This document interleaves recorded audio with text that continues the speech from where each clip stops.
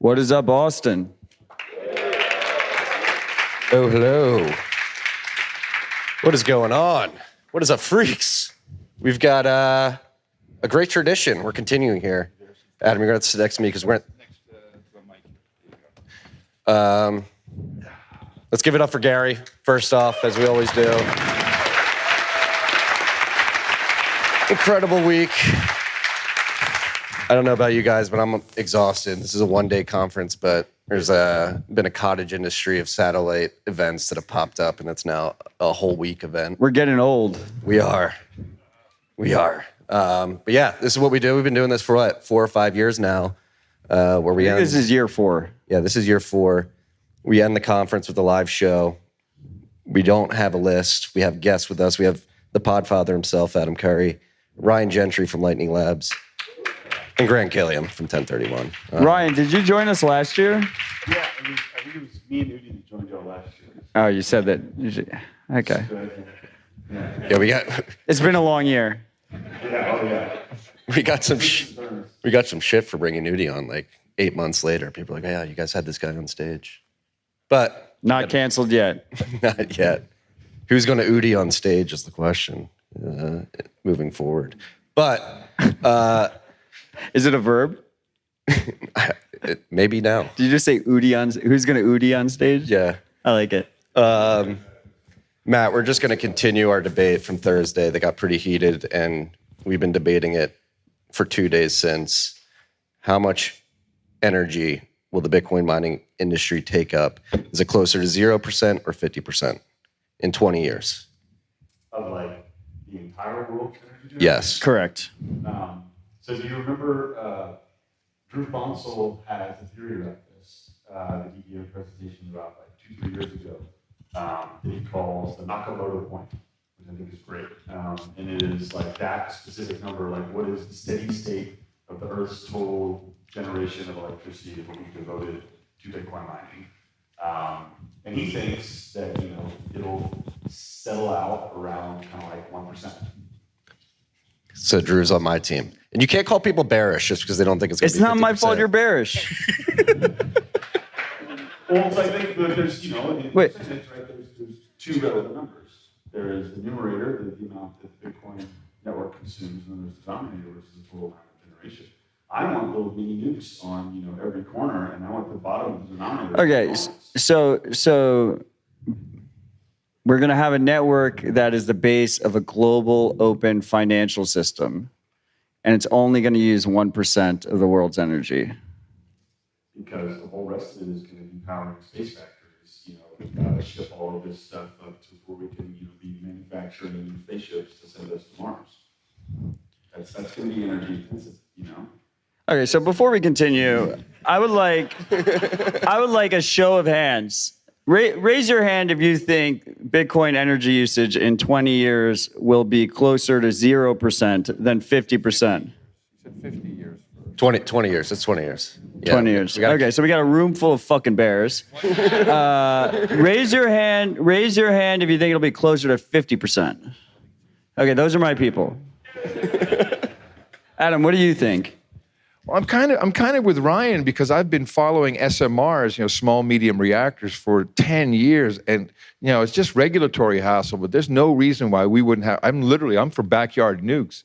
I mean, I'm already experimenting here down the road. So I think there'll just be so much more supply. I mean, we're talking about limited, resources, just slow resources. Nuclear could really change. I just think we'll have more power available in general. You can't make enough ASICs to do all that, I don't think. Well, I mean, in 20 years, ASICs are going to be commoditized. They'll be easy to get. They'll have long life cycles. I mean, we might see nuclear reactors that are only mining. Like they'll just in the middle of nowhere, just mining Bitcoin.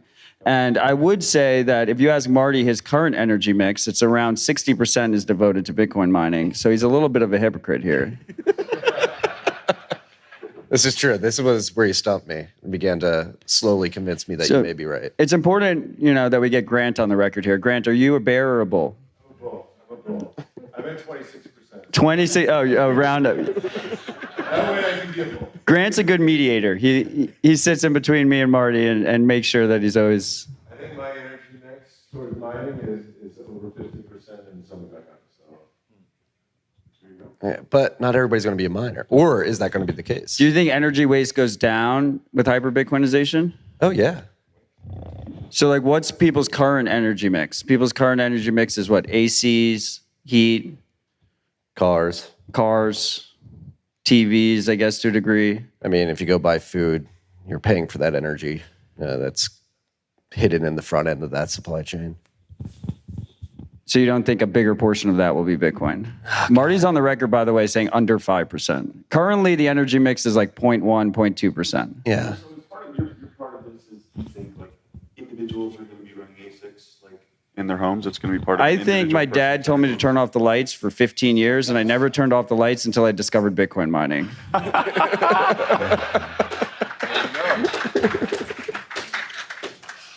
Because like so to your point about nuclear reactors that are out in the wild somewhere that are just devoted to Bitcoin. Like the dream that I've had for a long time is, you go to places, a lot of the world still is not electrified at all, right? Doesn't have electrical power generation.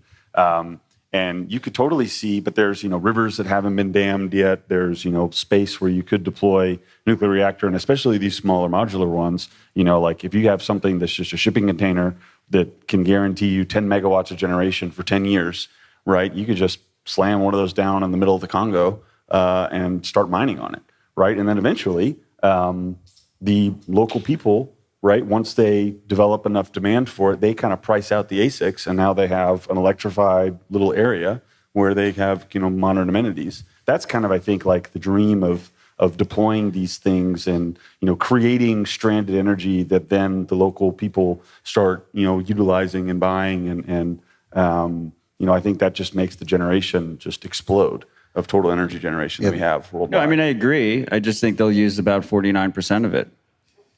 You think, man, Yeah, that just seems so high. Because again, you got to think about all the energy that is devoted just to like manufacturing, to power plants, to like all of that serious stuff. Well, we can group in like manufacturing ASICs into that too, just to bump my number up a little bit. I'll have to go back and watch Drew's presentation because I don't remember how he ended up at 1%, but I remember there was some math behind it and it seemed impressive. It's funny. This conversation is going to turn into a headline. Bitcoiners want to use 50% of all the world's energy. Wait, see, Marty really cares about the ESG narrative, so he's trying to protect it a little bit. But I'm willing to own Bitcoin's energy usage, and we're going to eat the world.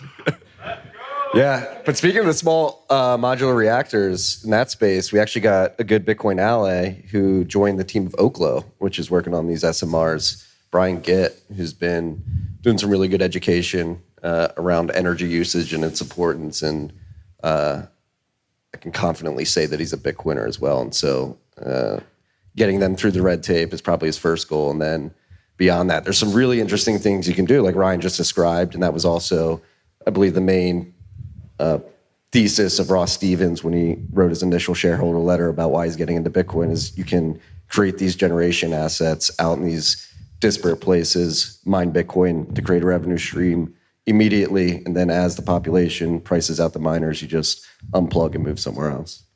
Yep. I have been experimenting a little bit at home out in Fredericksburg. I was given 2 S9s by Nick, which is really fun, like plug them in, it heats up the whole garage. I get 100,000 sats a week maybe. But we lose our power often in hill country, so I have a whole house generator, runs on propane, is like liquid gold these days.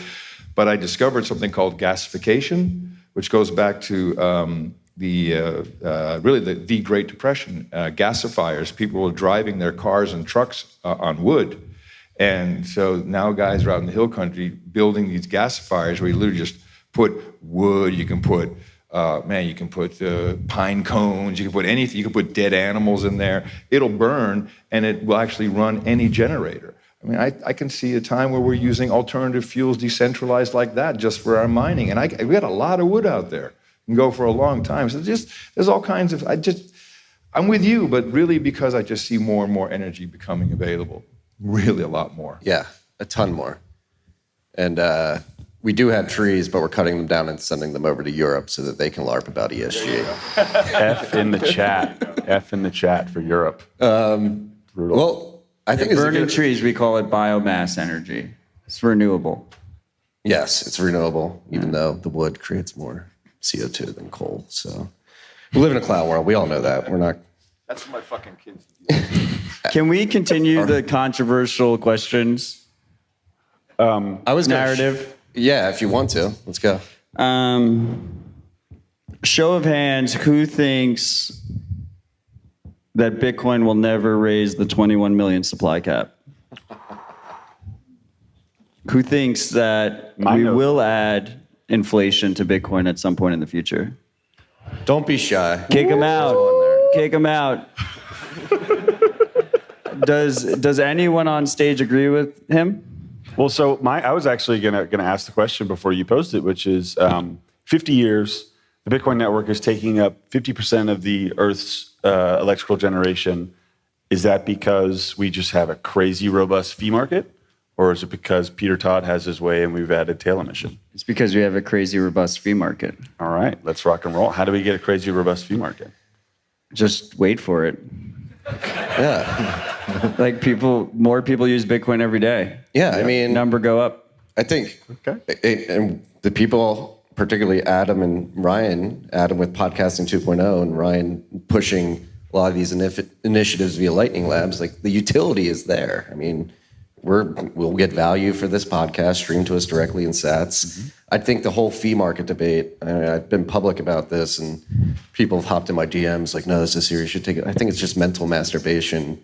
You cannot try to project future Bitcoin activity based off of historical activity to date because it's just going to be a completely different world because adoption is going to be orders of magnitude higher than it is now. And then on top of that, my favorite theory that Pierre Rochard incepted to my brain years ago is that you can apply Jevons paradox to UTXO, which Jevons paradox typically refers to like oil and gas. It's a paradox because as you become more efficient with something, with a molecule, a hydrocarbon, you think you'll use less because you need less to do more work. But what you find is that creates inherent utility, which drives demand further and you use it more. And so I think that same concept can be applied to a UTXO with things like Taproot, being able to use it to put it in a hash time lock contract to open up a lightning channel. And there are a number of different utilities that will be built on top of the UTXO set.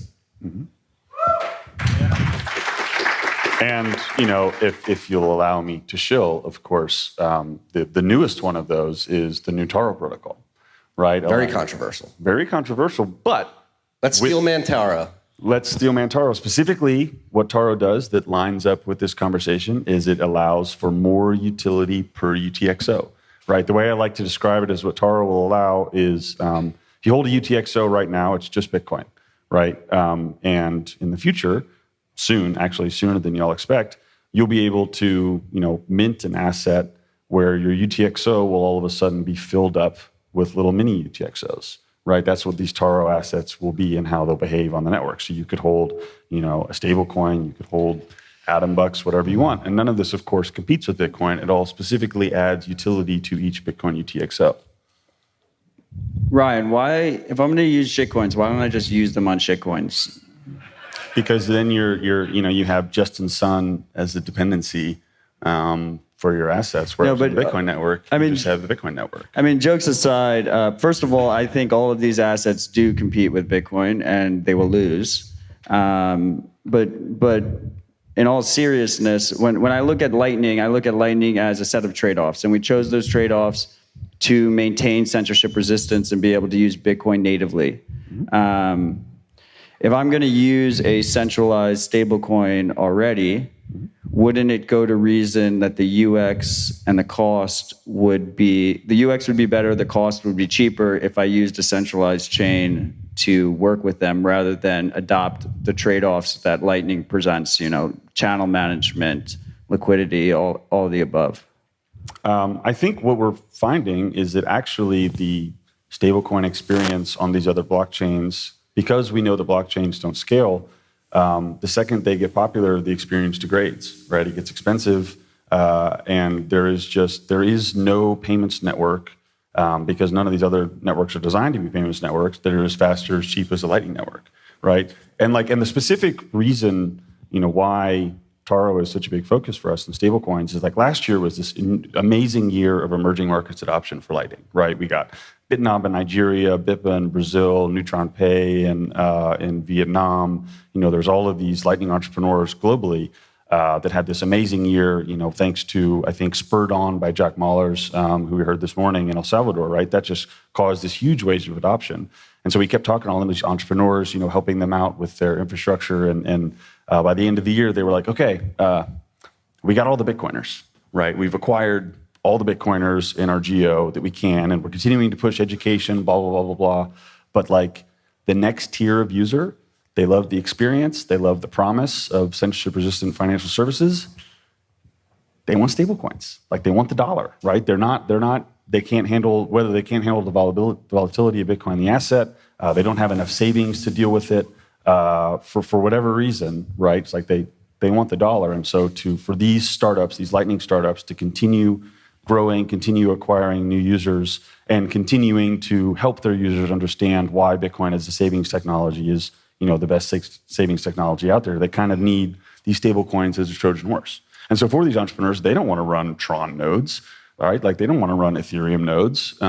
They just want to run Bitcoin services, Bitcoin architecture, with just a little stablecoin flavor on top. Can I ask a question about Taro? Because I'm trying to understand it.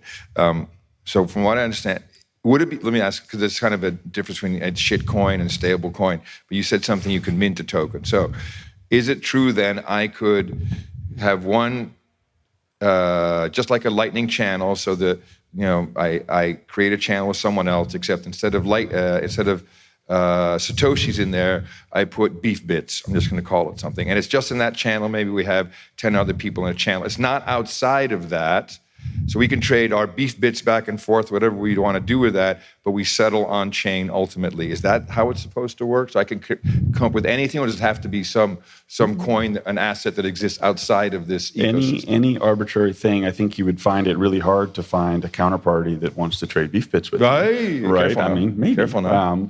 But it's arbitrary. Like this is the thing about Taro that I'm most excited about beyond the specific application. Is this brings the spirit of permissionless innovation back to Bitcoin. Well, to be clear here, Adam, you don't have like a dedicated channel for your shitcoins. The cool part about Taro is that it uses the existing liquidity. So it's only on the endpoints. So the receiver and the sender need to recognize it, but you use the existing Lightning liquidity. And the main argument for it benefiting Bitcoin is if we bring stablecoins to Lightning, then all of a sudden routing fees on Lightning are way more profitable because they're routing all the shitcoins as well, rather than just Bitcoin, but it's the same shared liquidity. It's not a specific channel. And as a routing node, thank you for that explanation. And as a routing node, you can stay Bitcoin only, right? You can stay totally Bitcoin only and not be connected to any of these Taro assets. You'll just all of a sudden see volume numbers start to grow up. And the way I think... Okay. Is there an argument that it actually drives more Lightning channel activity 100%. which pumps the base layer fees? 100%. I mean, I think it's Javon's paradox, right? Like it just makes, like the TAM right now, the total addressable market for just Bitcoin payments is like, not that big, right? Like I think Arcane Research projected that last year, the total Lightning network did like $200 to $250 million of volume, which is like, pretty good. Until you look at like the big card networks, Visa and MasterCard in 2021 did $20 trillion of volume, right? And that's across, 150 currency pairs and stuff like that.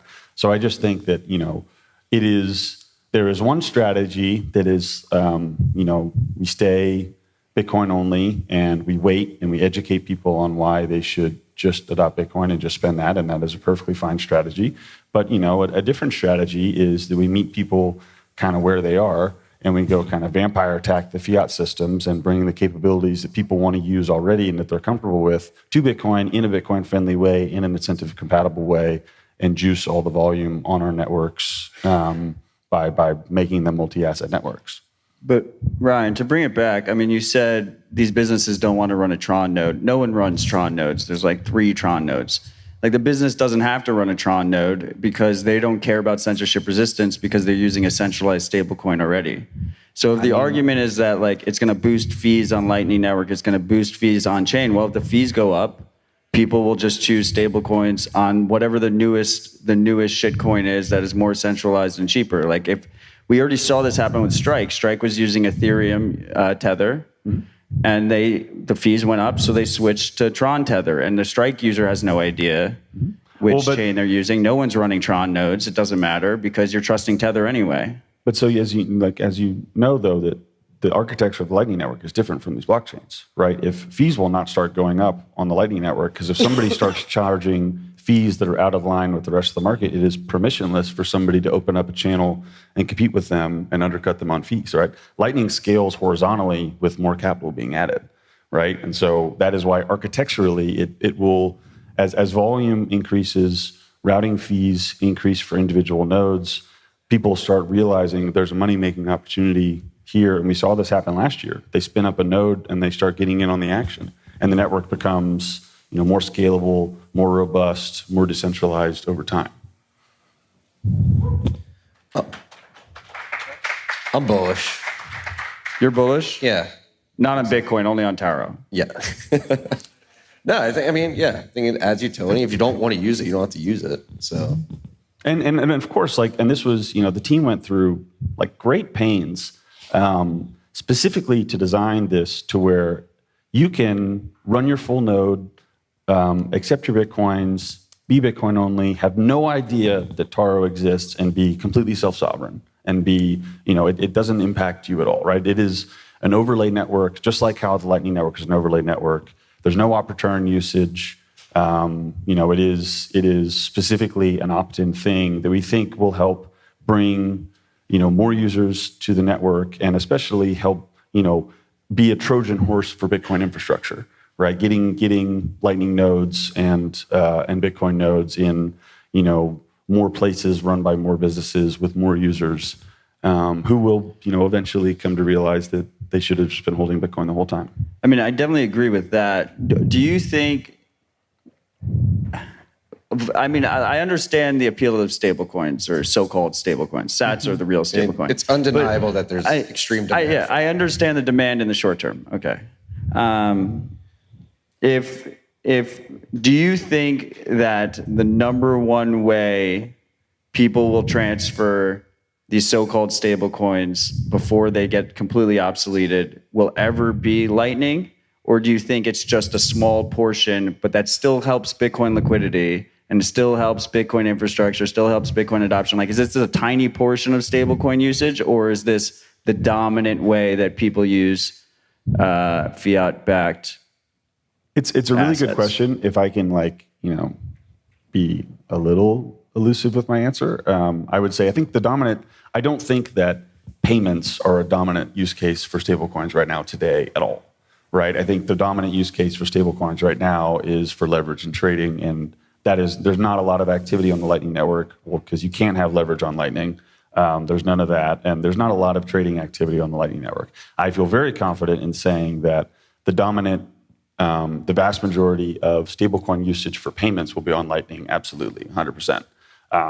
Will we get the leverage and the speculation? Maybe not, right? Just because Lightning isn't really built for that. But for the actual utility of using it for payments, for buying goods, for doing remittances, for all of the things that Lightning is good for today, I definitely think that it'll happen here, because Lightning is just better architecturally. It's designed specifically for this use case.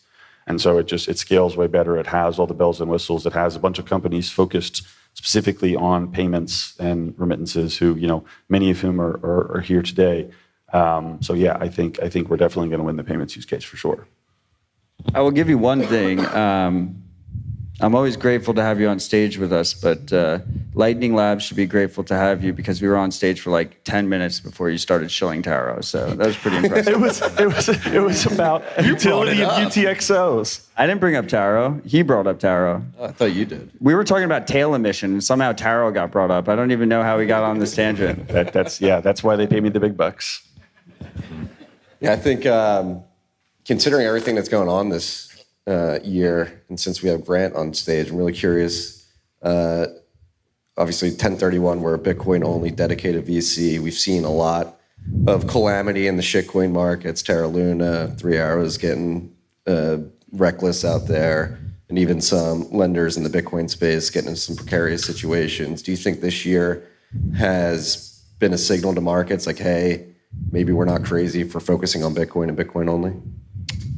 Yeah, I do. I mean, there hasn't been too much, impact within pure Bitcoin, but so in some sense it is a validation, but I think that most people still don't recognize that. I think within this community, we all are saying, well, yes, it's obvious that the strategy that we're taking makes sense, but I think outside of people who are focused on Bitcoin, I think they just, they aren't yet realizing that. So I think that still continues to be the edge that we have for people who are focused in this space. I'm a nose breather, sorry. Cranking you from behind. That's right. Sorry, did we cut you? Mike, you just completely killed the flow. A huge shout out to Mike, who's been working behind the scenes for 5 years now. Also a ride or die freak. He asked us what we should put on screen, and he said he told Marty specifically he's not allowed to put porn on screen. Would never do that. And huge shout out to Gazla with the lawnmower reference. That was pretty. Pretty great. Yeah, we were prepping Gazla earlier today. Marty mowed his neighbor's lawn last week for RHR because he was mowing it during RHR. So he just got up in the middle of the stream, walked over and was like, I will mow your lawn for you. Please stop. And then got back on the stream and then had to mow it after we finished. Mowing lawns is therapeutic. So I wasn't even that mad about it. I was just like, hey, we're recording. I mean, you sent an angry tweet out. What was it like? You had to use an electric mower? Yeah, it was, he cucked me twice. First during the show, and then he made me use an electric mower, which is pretty poetic considering my stance on ESG. While we have Adam on stage, this is a big debate we have, Matt and I, on this show, time and time again. Are the people that are like pulling the strings incompetent, or are they nefarious in your opinion? They're over-socialized and undereducated, as always. They don't know what the fuck they're doing. Yeah. So you're on the incompetence team. Of course. Okay. No, it's, we talked about it before. To really understand Bitcoin, it just takes a little bit, and then once you get it, it's just like, oh, and then it really is true. Bitcoin changes you. It's so true. I gave the example in Miami that fuck you money back in the 80s was, it's like, look, I got a gold Rolex, fuck you money. Now it's like, I can send my money to you and no one can fuck with it. That's fuck you money. This is a big deal. It's a really big deal. So that's where I'm at. It just takes a while for people to, and, dude, there's so many things, there's so much cognitive dissonance that people just don't see, things that are clear as day. I mean, could do a million examples, but, now that the guard is changing and all the, Birx and Fauci and everyone's ejecting and the CDC is clearly going to be the fall guy for, oh, yeah, we didn't communicate it right, And now it's just like, okay, now just, vaccinate, unvaccinate just doesn't make a difference. But look at how people still are telling us we need another booster. Well, it doesn't work. We need it's like, these are just situations that we get into. It is a form of mass formation. It's a weird hypnosis. Turn off your television would be my first advice in general. Just turn it off. And social media, because they're fucking with you. They're fucking with you. They're fucking with you. No, in terms of Bitcoin adoption too, I'd actually be curious to get your thoughts, having been around the block, the tech boom and podcasting in general. Are there any parallels you're noticing in the adoption rate of Bitcoin in its stage? Well, it's been here for 13 years. That's crazy. I mean, what technology has not really changed in 13 years? They were building stuff onto it, but really that's just solid and just working that way, and that no one's in charge of it. This is the biggest problem. This is why it's being fought so hard, because it's so obvious that it's a danger. It's the same thing as RSS, which I think is why I have such an affinity for it. Some of you may be old enough to remember Google Reader. This is before So back in the day, it was weblogs. And just like podcasts today, weblogs in the day, I'm going to start a weblog, I'm going to have advertising, I'm going to make lots of money publishing. And so it was really only Andrew Sullivan who made any money, so it took a while for people to understand that. But there was a great ecosystem, and it was RSS feeds from these blogs. And to this day, almost every publication has an RSS feed, literally just for syndicating under the hood to partners. It's a part of the system, just like Bitcoin and even Lightning is part of the system. So they try to kill it. I mean, literally, Google killed off Google Reader so they could start, what the fuck was that thing called? What? Yeah, it was Google Plus, exactly, with your circles. There was some other dumb thing they come up. It's all to kill that. Twitter was originally, and Twitter was a podcast company before they pivoted, and they literally were using RSS feeds for everybody's feed, which is why it all failed, of course, because they tried to centralize RSS. That's exactly the opposite of what it's for. But 20 years later, so it's, the older sister of Bitcoin is still here, still thriving, not being able to be broken. But it's not something that is at front of mind for people, so we've got these applications. So when someone boosts a podcast, they're not even thinking about it's amazing any of this shit works, man. I can't believe it. So you're getting a podcast and then you're shooting sats into you're spraying sats everywhere and it arrives in places. And no one can stop it. It's highly irritating to authority, obviously. Highly irritating. Stay humble, spray sats. Now we're talking. I love it. Yeah, no, they are going to attack Bitcoin. That's been another big theme of the week, is like the narrative on how they're going to try to attack Bitcoin, how we can steel man against that. Obviously, energy is one of their main attack vectors. They come at the energy usage and the energy mix, which is weird that they're trying to signal out Bitcoin and moralize energy usage. And privacy, obviously, Bank Secrecy Act and all the hell that's wrought over the last 50 years is making it hard for people to transact privately. Obviously, Tornado Cash just got sanctioned. And so I guess just throw this out to everybody up here, like what do you think we can do to front run these narratives and harden the narrative front before the attacks get really serious? I think number one is something that you say a lot is don't accept the frame, right? Don't accept the frame where they say, oh, Bitcoin uses too much energy, right? Just reject it entirely and say, no. For human civilization to flourish, we need to be generating tons and tons and tons of energy, right? Global GDP is directly correlated with energy generation. We need to be producing tons of energy. And actually, Bitcoin is an incentive mechanism to make sure that we are producing, clean and cheap energy. And so rejecting the frame outright and remembering that actually Bitcoin is good for the world, both as a network and an asset, and it deserves to be protected. And anybody that is saying that that's not true is either, like you were saying, miseducated or nefarious, over-socialized, undereducated, right? And so I think that's the most important thing, is that we're actually right and we are winning, and to not be, dissuaded by authorities that want to distract us for their own nefarious ends. I think we are seeing some politicians that are rejecting the frame too, because you're seeing 100%. Some of them come out, I don't remember which ones, but saying, privacy is actually a good thing. Mm-hmm. And I think the more that we normalize that, especially on the privacy side, it can only help. I think we're big believers in privacy. We've invested in some privacy-oriented businesses. And I personally think right now it's sort of this fringe community that really cares about it. But I think over time, it's going to be more on the business side and institutions who realize, I'm not a public company. I'm not used to having my books and records out and available for anyone to do chain analysis and figure out, how much Bitcoin do I have and where am I sending it? What am I doing with it?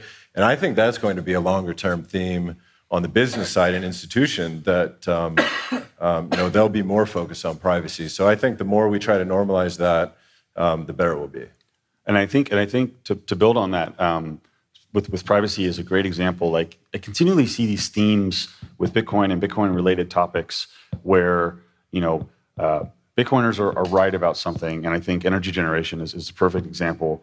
We're right about something. There's naysaying, but then some event happens that just opens everybody's eyes. We're like, oh, maybe these people are right all the time, right? And I think the energy crisis in Europe right now is like the perfect example where Europe had been shutting down nuclear plants. They'd kind of like, not built any sort of energy sovereignty themselves, made themselves dependent on Russia, which is something that, energy sovereignties have been a big deal. Ryan, they're doing this to kill people. You realize that. This is nothing to do with energy. Wait, They're now you're nefarious. eugenicists. They want less people. They want you dead. They want you dead. It's not incompetence. I agree. They want to kill you. Okay. They do. And I think we should actually advocate for the opposite. Let us use as much dirty ass energy as possible to kill ourselves. Just let us use it for Bitcoin. I'm telling you, they don't give a shit about that. It's lies. They just want less people. My daughter lives in Europe. She can't afford gas, can't afford electricity right now. The food is outrageous, and it's all there. The North Sea is a gas field. Yeah. They got cows in the Netherlands. Oh, they're trying to get rid of them. So I'm just saying. I understand. That's the frame I'm rejecting. Is that agreed? It's a whole different frame. I totally agree with you 100%. And I think the thing that's been interesting to me in the last couple of months watching it has been watching public opinion just like totally shift in favor of nuclear energy in places like Germany, where they're like, oh yeah, holy shit, we've been lied to for the last 20 years, and you guys are totally, obviously, catastrophically wrong. I think the same thing will hold true for things like privacy. Where, yeah, not many people care right now, but we know that we're right. And like eventually there will be something that wakes everybody up to be like, oh my God, okay, we've been lied to for 20 years. Like, oh, good thing there's all these tools from these committed community members, these Bitcoiners that are ready to use and available for us. And so I think that's the thing. Reject the frame, stay the course, and know that there are people that are lying to you. That just killed it. Sorry. We have No, I was going to say, going back to privacy, though, like there will be an event that sort of makes it obvious, like, oh, we need to focus on this. Like, what's that event going to look like? I don't know, but like just Would to it, like maybe like a trucker protest, just to throw an argument, to throw an argument back. Like we saw the no one trucker remembers the protest. trucker protest, It opened up some minds, but we see like Equifax, Facebook, all these or like all these hacks. like an open source dev, getting hit with sanctions and getting arrested or something to that effect. Maybe it would look like that. Yeah, That was a big so one. that's the point. Yep. Are people actually noticing? I think as people get burned, they will learn, but it's going to be a slow fucking slog. And I'm pretty bullish on all this energy production talk, but I still can't believe you guys think it'll only be 1% of global energy usage. We have about, wow, did he just rug pull us on the clock? It's just rug. Did you just rug pull us on the Just clock? rug 10 minutes. Okay, this has been fantastic, but I really love for these live things to have Q&A, and he just rug pulled us on the clock, so we have 12 minutes left, so we're going to jump into Q&A. But before we do, I just want to thank everyone who's been involved in our Defending BTC campaign for HodlHodl.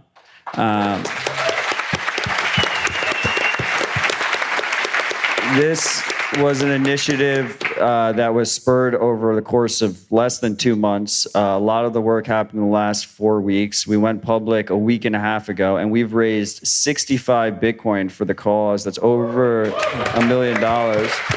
Like $1.3 million,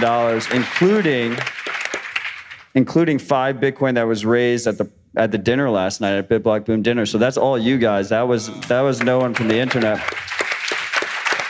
I got a tie and a hot date out of it. Marty paid $1,200 for a tie he's never gonna wear just for the cause. 600. It was 6.5 million cents. Oh, that's $1,200. holy shit. I'm going on $10,000. I love that. People suck at Sats math. You do the auctions in Sats, and then they have massive regret the next day. They're like, "Oh my God, what did I just spend?" I did have I had the cognitive ability at that time to spend and replace. I replaced. Well, anyway, we appreciate we appreciate your sacrifice. It's for a good cause. It's not a sacrifice. It's for a very good cause. So should we do Q&A? Yes, sir. Do it.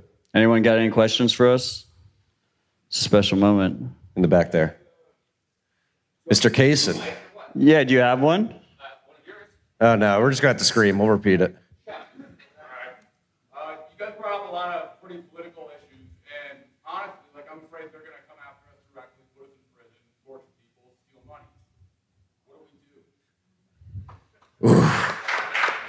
Yeah.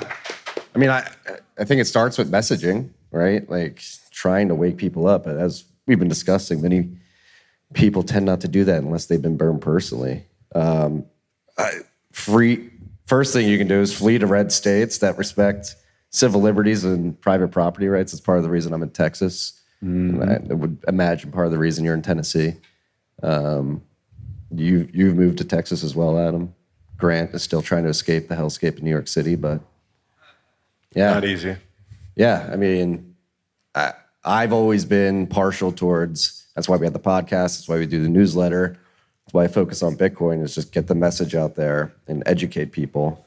And I do think what Adam started with podcasting and the flourishing of alternative media since that content medium has been released is having a material effect on people being aware of these issues. But yeah, so they are going to come after us. So Marty said messaging. They're already coming after us. The fact that we say no KYC Bitcoin instead of just Bitcoin and surveilled Bitcoin is proof that their attack has worked. They have normalized KYC completely. Most newcomers into Bitcoin are completely bagged and tagged on entry, and that information will be used against you. So use that as you will. I will say that everything starts with education, and then it starts with good tooling. We need basically a combination of good education and good tools, and then when people realize the need, they will seek them out.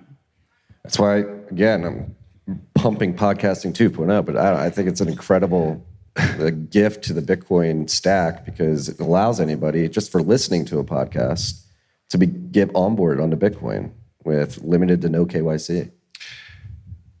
I like the question. I think they're much more sophisticated. I don't think the throwing in jail necessarily will happen. I think they're much more sophisticated, just debasing our lives and killing us slow, or keeping us good enough to operate a data glove in the metaverse, whatever.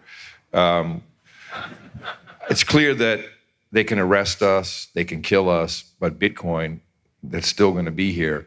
Maybe it's worth dying for. I don't know. We'll have to see, but that we possibly might come to that conclusion. I don't think it's going to be that bad.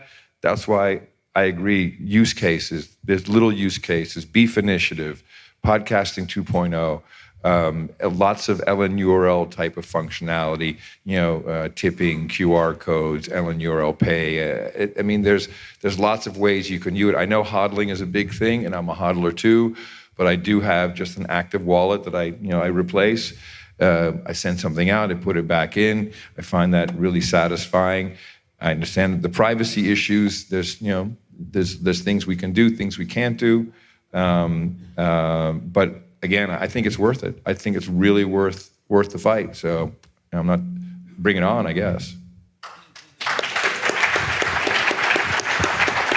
Wait, you're breaking the restraining order. You got to go to the back. No, I'm messing with you. This is mainly for He almost did it. Yeah. This is mainly for Adam because of your European background, but in the aftermath of COVID, and now we're possibly facing a winter where Western Europeans and very technologically advanced countries could actually be freezing.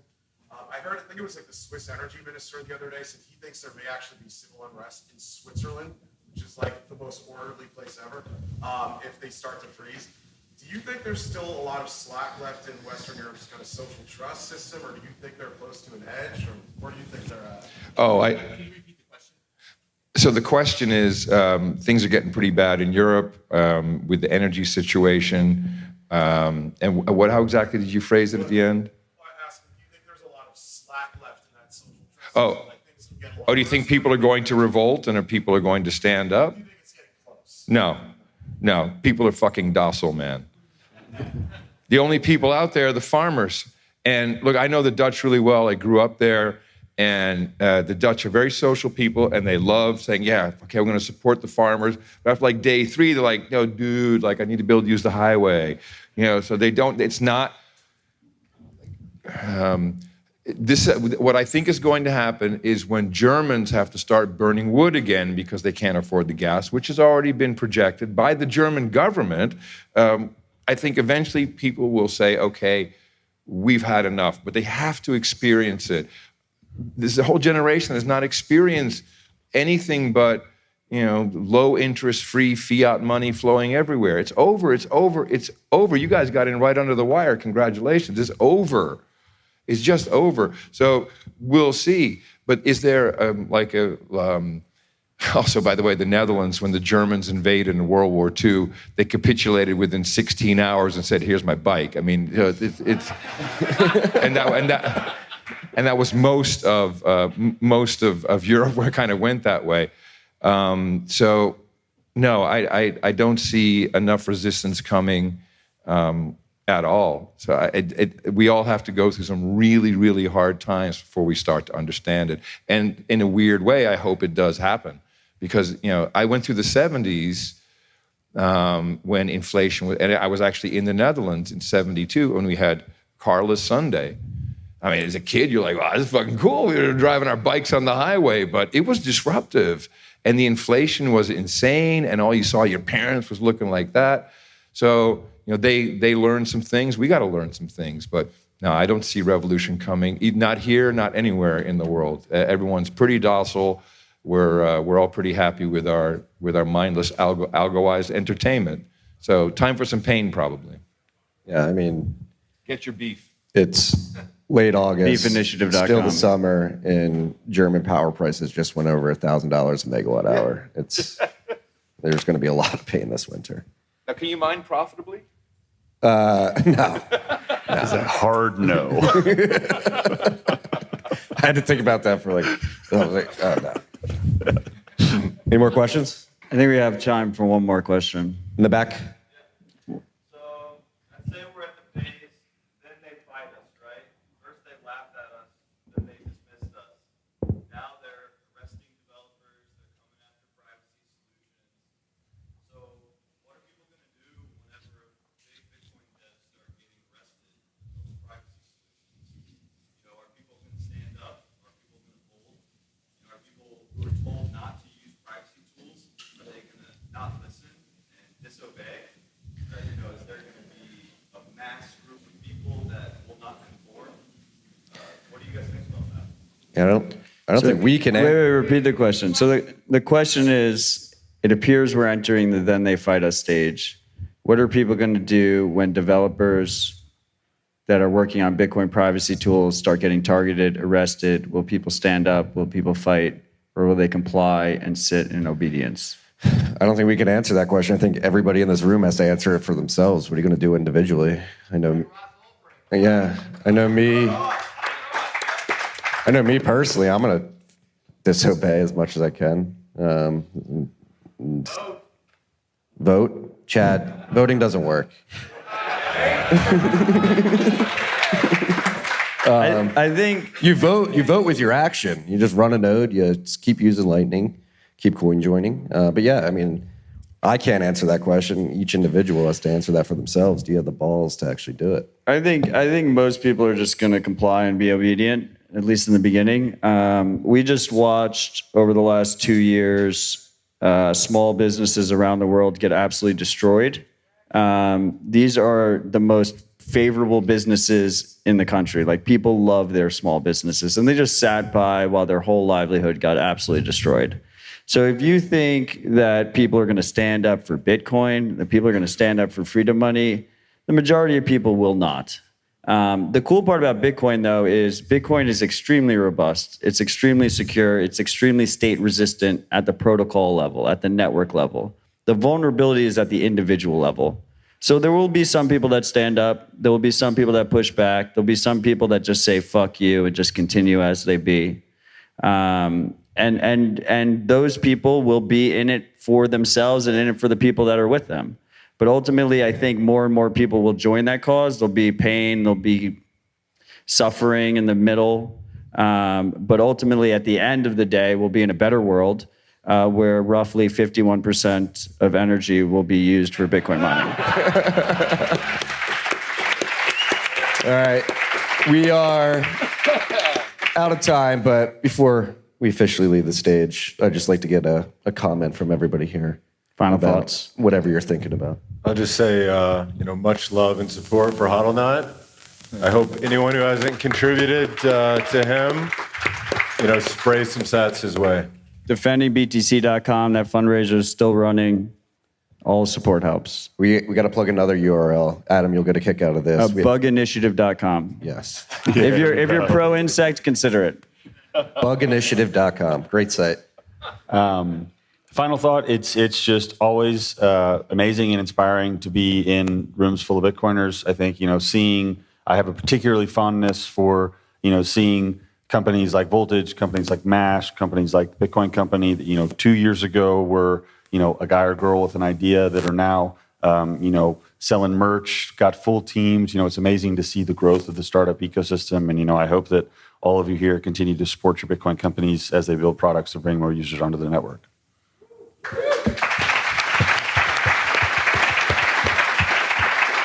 I appreciate you guys asking me to join. That wasn't planned. I very much appreciate it. Good seeing you again, Ryan. Nice meeting you. As an older guy, thank you very much for allowing me to just be in the space and exist like everybody else. It's fantastic. And thank you, Gary. I love this conference you're putting on, man. Great job, Gary Leland. Thank you, Gary. I appreciate you, Gary. You throw a very special event. It's an honor to be here every year. And a huge shout out to your lovely wife, Kathy, she's just a special woman. So huge shout out to her. Thank you all. Peace and love.